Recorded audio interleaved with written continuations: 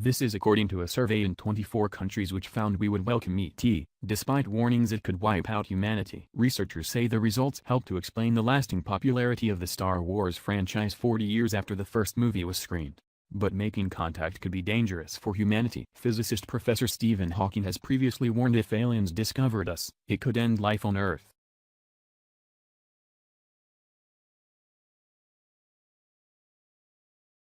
Researchers published findings that 47% of more than 26,000 respondents believe in the existence of intelligent alien civilizations in the universe. An even greater 61% said yes when asked if they believe in some form of life on other planets. Researchers at Amsterdam-based research program Glocalities found.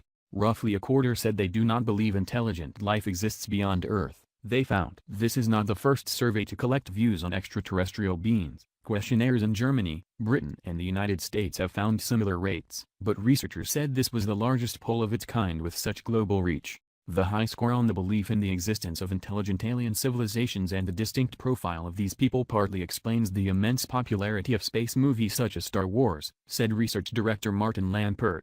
People who believe in the existence of intelligent alien civilizations are not a marginal minority, he said. The most believers in intelligent alien life were in Russia, at 68%, trailed closely by Mexico and China, with the down-to-earth Dutch bottoming out the list at 28%, the poll found.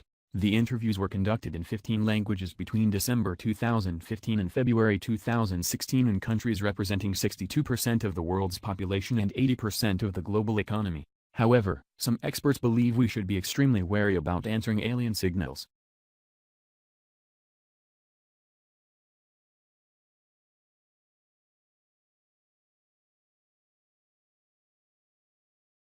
If there are any intelligent alien life forms out there, Professor Hawking thinks we're playing a dangerous game by trying to contact them. The physicist believes if aliens discovered Earth, they are likely to want to conquer and colonize our planet. If aliens visit us, the outcome could be much like when Columbus landed in America, which didn't turn out well for the Native Americans, he said in an interview.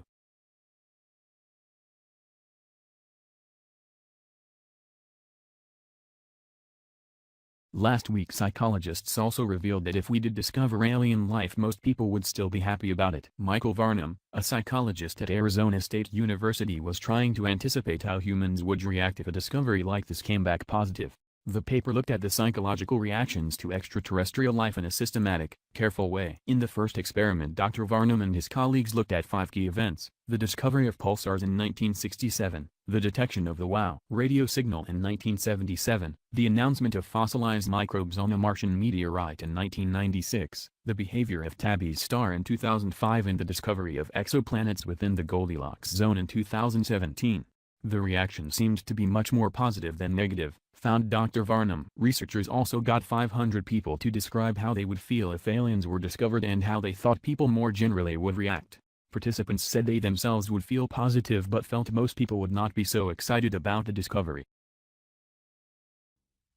Signs of alien life. Discovery of pulsars. British astronomer Dame Jocelyn Bell Burnell was the first person to discover a pulsar in 1967 when she spotted a radio pulsar. Since then other types of pulsars that emit X-rays and gamma rays have also been spotted. Pulsars are essentially rotating, highly magnetized neutron stars, but when they were first discovered it was believed they could come from aliens. WOW radio signal. In 1977, an astronomer looking for alien life in the night sky above Ohio spotted a powerful radio signal so strong that he excitedly wrote WOW next to his data.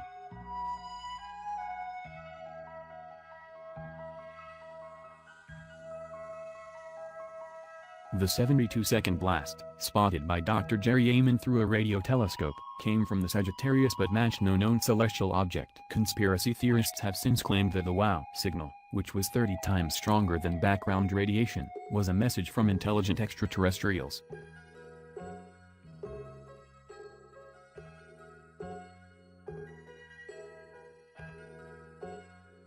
Fossilized Martian microbes. In 1996, NASA and the White House made the explosive announcement that the rock contained traces of Martian bugs. The meteorite, catalogued as Allen Hills, ALH, 84001, crashed onto the frozen wastes of Antarctica 13,000 years ago and was recovered in 1984.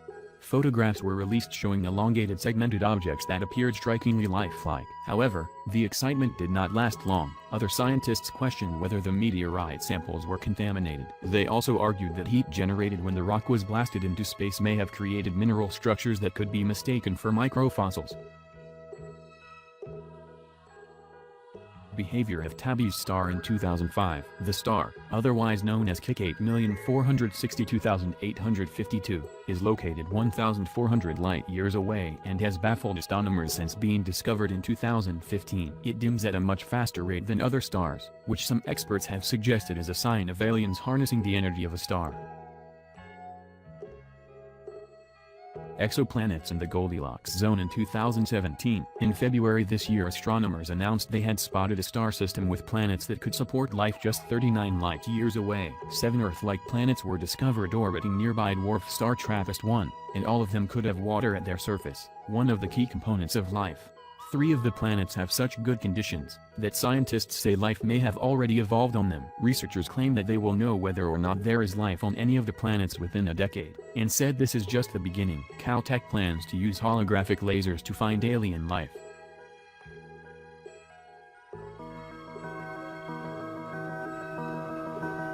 The next mission to an icy moon, whether it be Europa or Enceladus, should have a microscope of some kind. And we're trying to define the parameters of such a microscope that will maximize our ability to see life on Earth, because if we can maximize our ability to see life in all the possible extreme environments on Earth, then we can be pretty confident we can come as close as possible to being able to address this on other planets.